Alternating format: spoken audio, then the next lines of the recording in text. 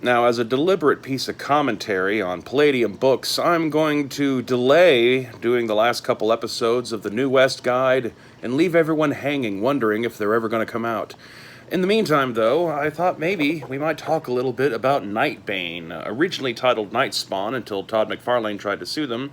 Palladium's little game that could. It doesn't seem to get talked about much, and yet, though, it's one of the games that has continuously gotten source books put out at a fairly regular interval.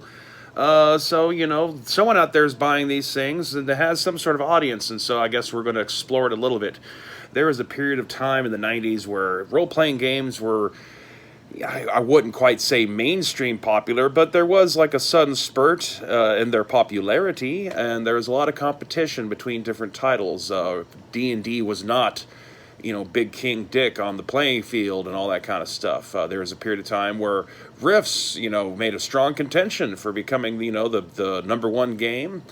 Certainly thanks in large part due to, you know, strategic placement of ads in the backs of Marvel Comics and such like that to help kind of hook in and gather the interest of a new audience of kids and all that kind of stuff. And, you know, obviously the people involved are never going to admit to it, but since, you know, it came out, I've been somewhat convinced that Planescape was TSR's attempt to try to capitalize on the popularity of interdimensional hijinks that Rifts had kind of promoted. And then, you know, in the great circle of Wheel of Time, the next big game that kind of took up all the thunder was Vampire the Masquerade and all its offshoots. And Palladium, pulling a bit of a TSR in my opinion, suddenly whips out Nightbane, which is, you know, their horror game where you're playing monsters in a world of literal darkness. Nightbane, like I said, originally called Nightspawn, really should have been Nightbreed, based off a Clive Barker novel. It takes an awful lot of cues from it, so it's kind of hard not to trace a line between the one and the other in terms of inspirational sources, in terms of how the Nightbreed themselves operate. Each one's unique, kind of sadomasochistic, a little bit Clive Barkian, you know, like a mixture of like just strange mutant freaks and S&M demons.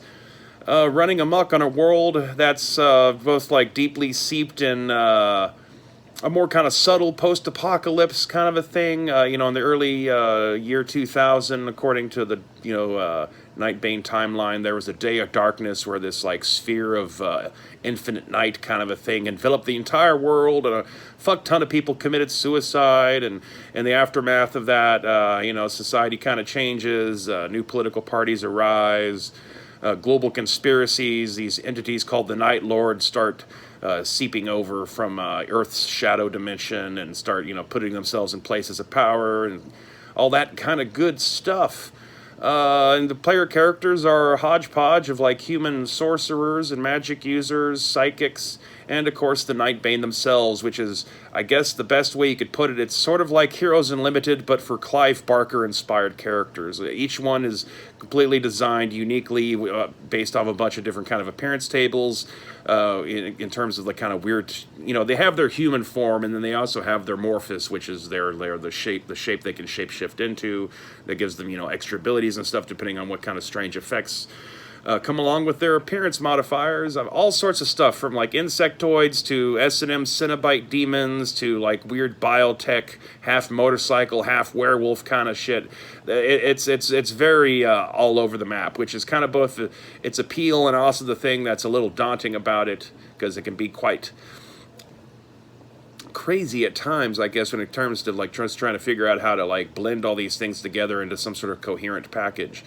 But, you know, it's got a lot of, like, darker comic book kind of universe tropes mixed in with a good chunk of, like, World of Darkness-y stuff, you know, government conspiracies, alien invasions, and its own, like, hint of interdimensional travel, and, like, a strong dash of even almost like a successor to Beyond the Supernatural in some ways. You know, it can combine well with a couple of the other, like, you know, obscure Palladium titles, like Systems Failure, if you want to, like, harvest some OCCs from other games that have similar themes. So, yeah, I don't know. I guess I might be exploring it a little bit. I don't have any of the source books for it. I just picked up the main copy. I had a copy of it back when it first came out as Nightspawn, but that's long since gone to the dust of time. I haven't cracked a copy of this open in forever, it seems. So, I guess we'll be exploring it together, my friends. Oh my god, hit like and subscribe and get the fuck out of my house.